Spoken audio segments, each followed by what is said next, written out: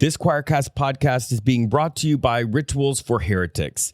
For millennia, people have been meeting deep psychological needs through religious ritual and meditation practices.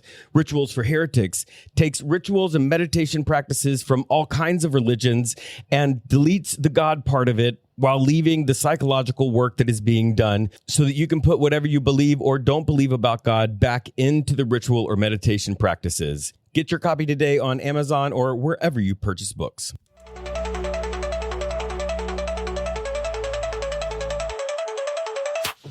Welcome to the Unbelief Podcast, your journey, actually our journey together beyond inherited beliefs to a spirituality that works for you. I'm your host, Jeremy. I'm a deep skeptic, also a pastor.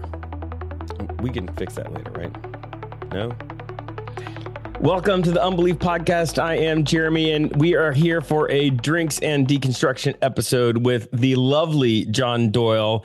John, I know it's early. It's probably too early for liquor this morning, but what are you drinking this morning? What am I drinking this morning? Well, I actually have a variety of things because because it is early morning here in Arizona, 7:30. So I have my coffee here. Great. I have. And what's it? You're just black coffee drinker? No, I have a Keurig latte, Okay. where I can only drink lattes. Okay. Regular coffee's not my thing. And I have some water. Great. And I also have a Polar Pop with some diet soda in it. And this is really just about the ice. That's a little crunchy ice. Us writers, we all have our weird little idiosyncrasies. Yeah, you have to have the good ice. And I am just mainlining Coke Zero as always. Nice. Okay, so as we get started, John, tell us how did it start for you? Like when you were growing up, what was Christianity or faith or what was all that like for you growing up? Well, I think the real background of my childhood is this.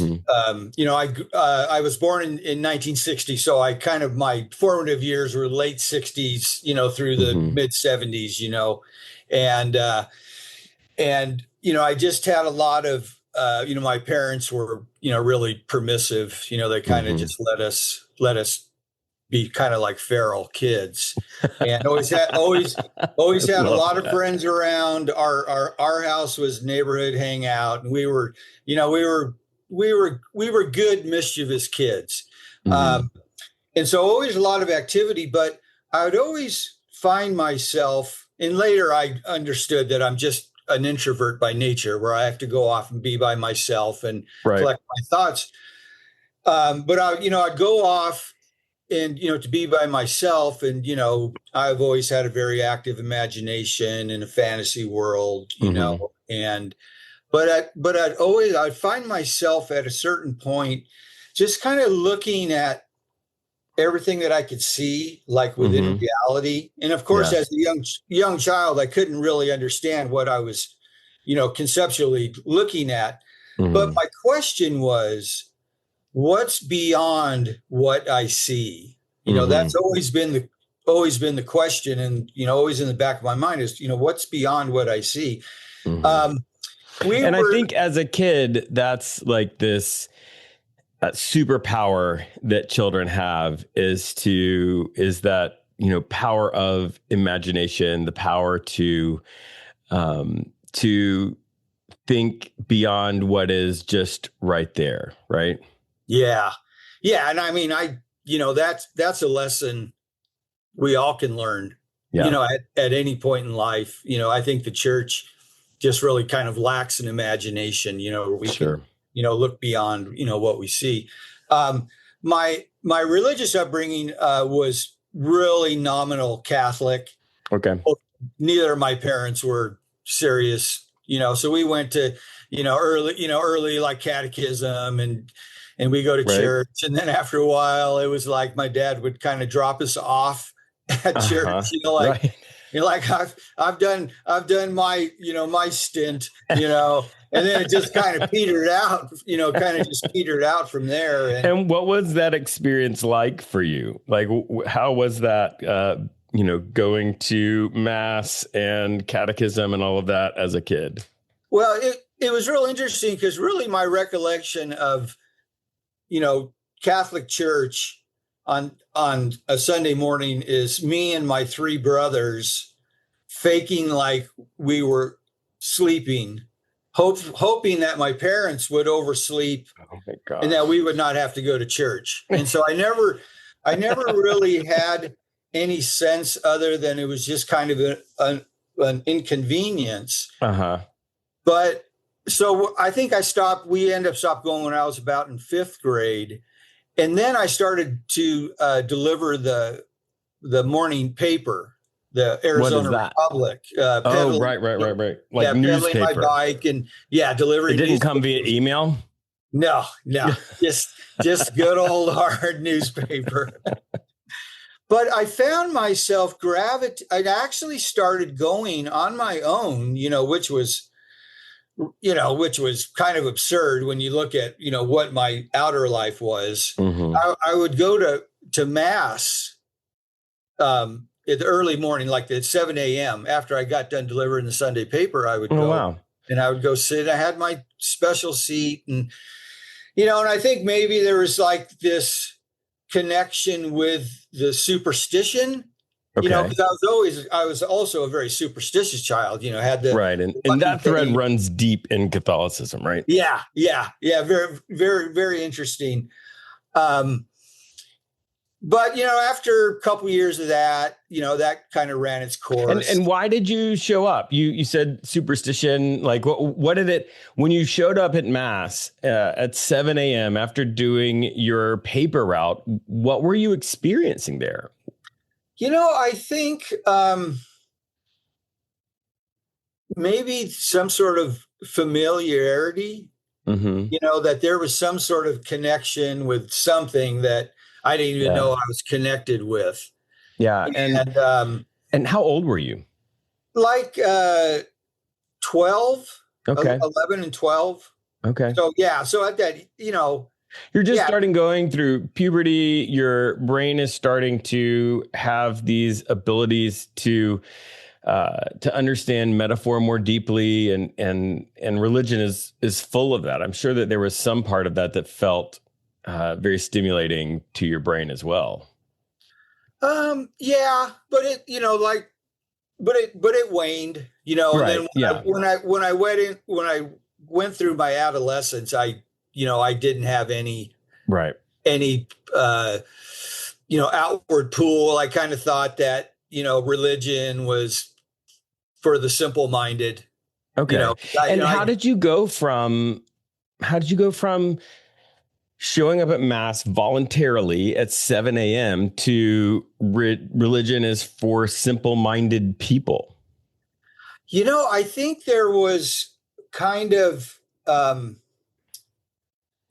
like a real spiritual pool, like when I would go to mass, like that was like, that was like another force, the spiritual force. And then I think, the spiritual force kind of waned. And then I went through my adolescence without any sort of, spiritual connection.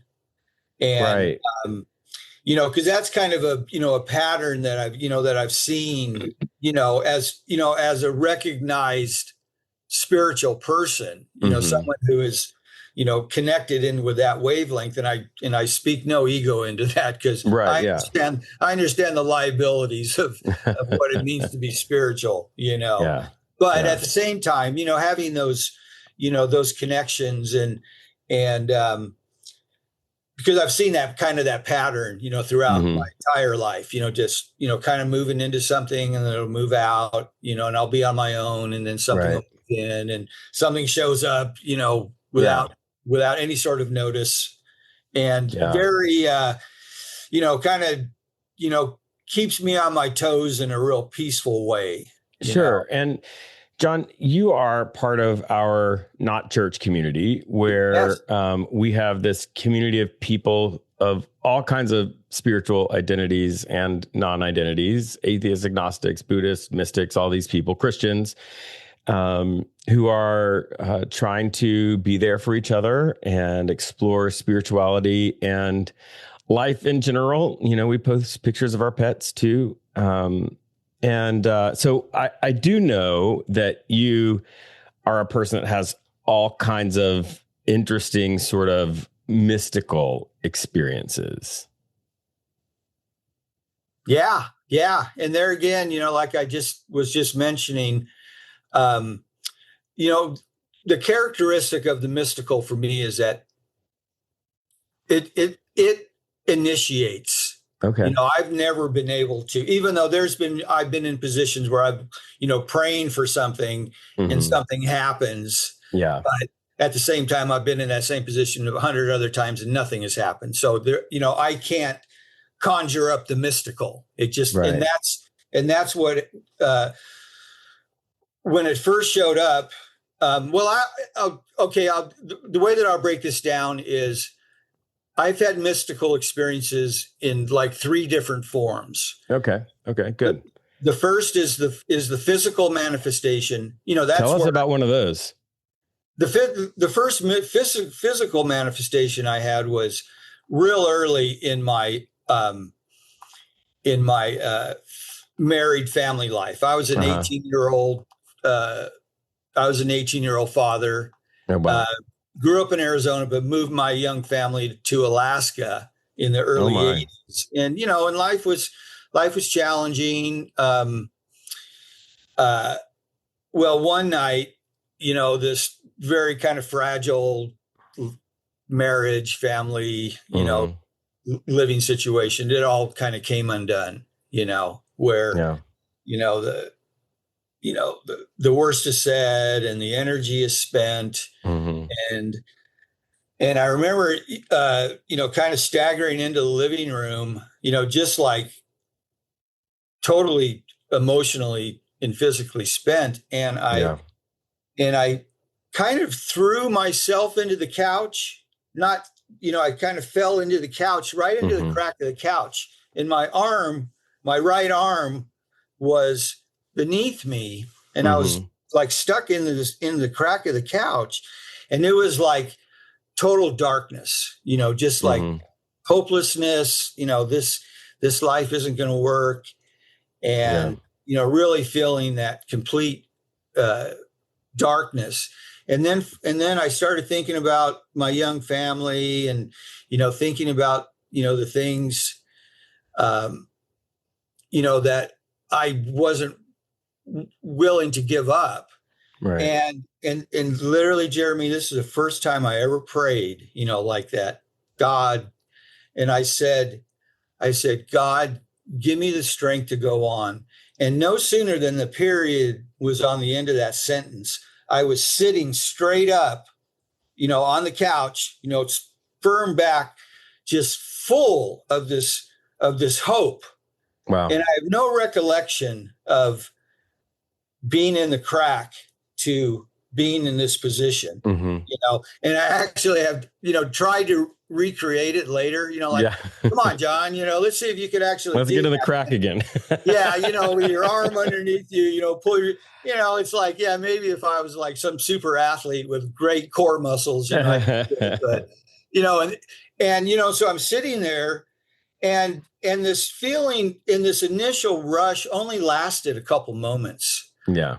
That's the other thing about all my mystical experiences is they're very quick. There was effect afterwards, but that initial, it was, it lasted a couple of moments and then it just kind of waned. And all I could say was, whoa. Yeah. And I remember going out into the Alaska night, looking up at the stars and just like, whoa, there's something else here. And because I called it God, and that, that's my mental construct on spirituality. Right. Yeah, for sure. God, all that thing. I'm like, okay, that's God. Right. Right. And so, that would become how I really constructed my ideas of who God is. Right. That's really where I've constructed my ideas on who God is through my mystical experiences. Okay. So that's a physical manifestation. You said there's two other types. What's the next type? The second one is hearing the voice. Okay. Tell us about that. I'd love to hear about an experience like that. Yeah. We all have the, kind of the, the silent inner monologue voice. Yeah. Yeah. The one that kind of follows us, and, we can kind of tune into that and, whatever.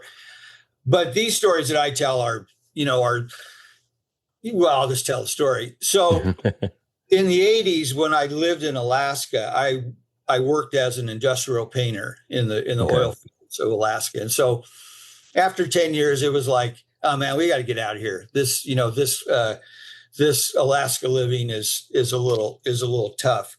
And I cannot even imagine. Yeah, rough place to do. You really got to love it.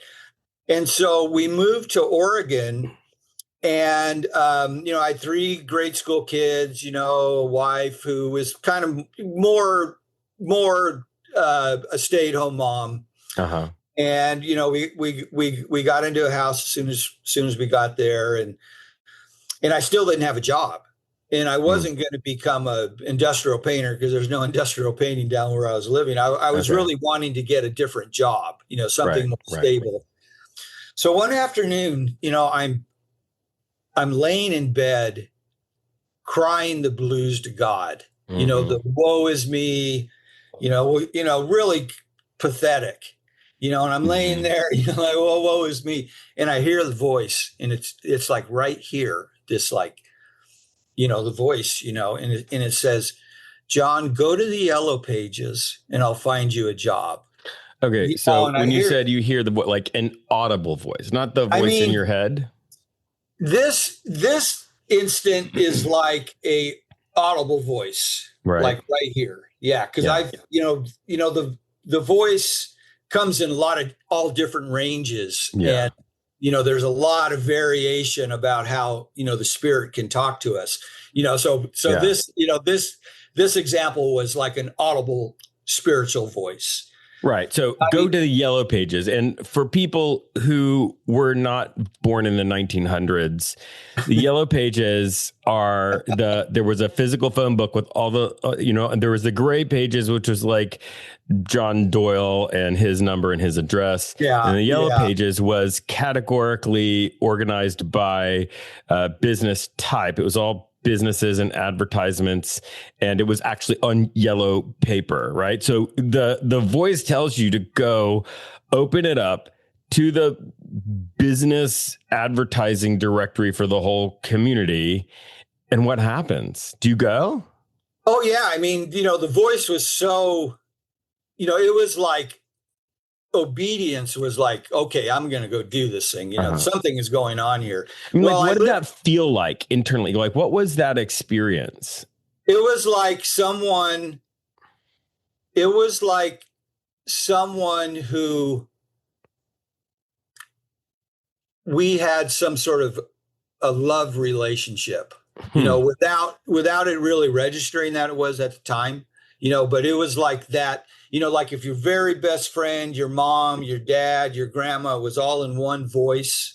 Yeah. So, John, yeah. Like, because when you talk to people who you have that relationship, you have the words, the sounds, the conversations actually exist for you in a different emotional state, right? Yeah. Than if you are getting a telemarketer call, right? Yes, absolutely. And so you had that sort of a sense about it when the voice spoke, and then you go open the Yellow Pages, and what happens?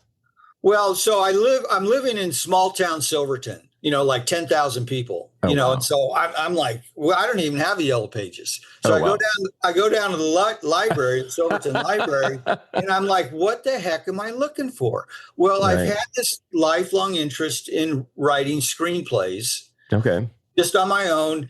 And so I've already, I had this love of writing. I had been developing it. And so I'm thinking, okay, well, I'll try and get a job in the film and video production. So I go to this 10,000 person community. No, up in Portland. Okay. That tracks. Okay. That tracks. It's about an hour away. Okay. And so I'm like writing down all these names of all these film and video production companies. Now, remember, this is the early 90s. Right. And I remember I came to this one company called Graphic Media, and I remember thinking, oh, that sounds kind of dry. I wanted something production, and all that. And so I went up there. I started going up there, handing out this very unimpressive resume, which is 10 years of industrial painting and a couple of, screenplay synopses, And I wasn't getting any call back, right? No, not at all. And so after about 3 weeks of, going through this process, I remember I was down on First Avenue in downtown Portland. I went to this place, kind of got the "don't call us, we'll call you." And I went down to the street and I looked at my list, and I remember, and I saw Graphic Media, and it was just up on Second Avenue. And I remember looking at it and going, oh man, I don't even know if I want to go to this place. All of a sudden, it felt like there was like two hands on the back of, my shoulders pushing me. I went into talked to the receptionist, like, hey, you guys hiring any writers? And, oh yeah, we're doing a computer-based training program with a big supermarket up there in the Northwest. And, I talked to the project manager a little bit later. Right. He's kind of like, hey, this is kind of technical writing. He was trying to be nice, and I just said, hey, man, give me a shot. Let me show you what I can do. And he said, yeah. And I went in there and just kind of had the intuitive nature about what it was, what they were trying to do. And I wrote out this little, pre-formulated script, and I got the job. Oh, wow. So I had this writing job. For 6 years, and I commuted every day, and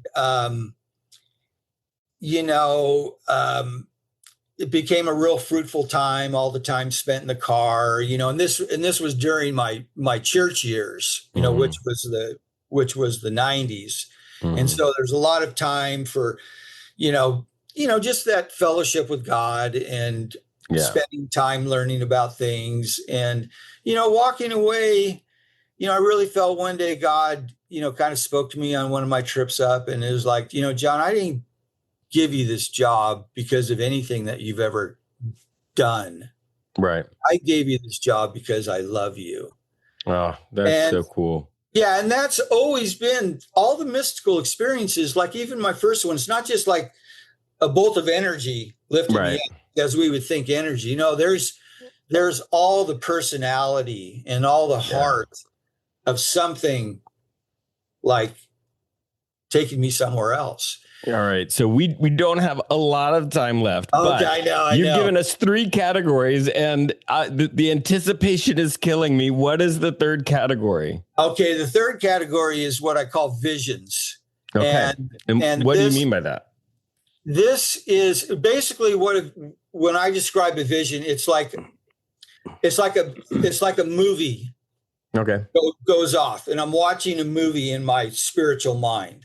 Okay. And the thing about tell us a story about that happening. Yeah, the thing about the vision is that it contains what I call the paradox, and the paradox is I am completely within the experience, feeling everything that the experience it wants me to feel. At the same time, I'm standing outside the experience, looking at it, as with an analytical mind, with a very, what's going on here with John? Yeah. And so there's that combination of the fullness of the objective and the fullness of the subjective. Right. And so in this one, this was now back in Alaska, and it was when I'd gone to this church. where I became a Christian, where I got baptized and that whole thing, that fell apart. Yeah. And now I'm kind of, me and my wife, we're kind of like free agents, we're just kind of floating around, and we get invited one night to go to this little prayer group at the Catholic Church. Okay. And so there was like 5 or 6 of us, and it was basically just, someone strumming on a guitar and everyone, entering their own place of worship and praise and all that. Right. And so what happened in this was my first vision, and the majority of my mystical experiences have come in this form, have come in the vision form. And the way the vision started was, I had done something wrong. I had sinned. I had fallen short. And I came into the scene with kind of my head down, feeling that the weight of the shame. And all of a sudden, someone comes up and starts accusing me. Oh, you're a piece of crap. Look what you did. It's all your fault. Yeah. And, and I don't bother to look up, and I'm, yeah, you're right. I'm accepting the accusation. And then all of a sudden he goes, go to the judge. And so I obediently walk over to the judge's stand, and it's like so high. It's like almost like a cartoon, where I'm looking up and I can't see the judge, but I can feel his contempt. And he doesn't even need to call me guilty. He just says, go to the Punisher. Okay. And so I obediently walk over and excuse me.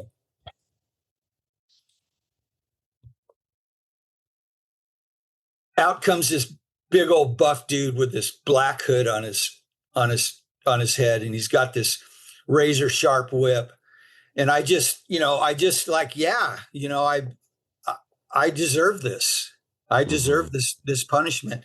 And I'm feeling the whip go across my back, and just all of a sudden, I deserve this. And finally he gets done, and I'm still, with my head down. And there again, I'm looking at it from back here. I'm watching this all go down. Yeah, like a third person view. Yeah. And all of a sudden I see Jesus walk into the picture, white robe. White guy, brown hair, beard, red sash, white dress. Yeah. Yeah. And so Jesus walks into the picture, and I sense him walking up, and I'm ready to receive the, John, why don't you just, try harder, the standard Christian, just have more faith, or, I'm ready for that. But that's not what he does. He comes and he kind of lifts up my chin, and he just says, look. And I looked, and I could see that the accuser, the judge, and the punisher were all myself. What? Yeah. And, and I walked away from that, and I wish I could say I was delivered. No, right. No, for sure.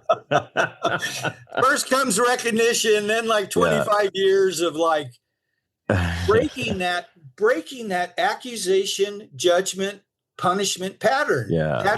That's what I call the sin cycle. It's just what we do as human beings. And, and there again, I walked away from that experience, and with just this sense of, okay, this thing, whatever this spiritual thing is, it is for me.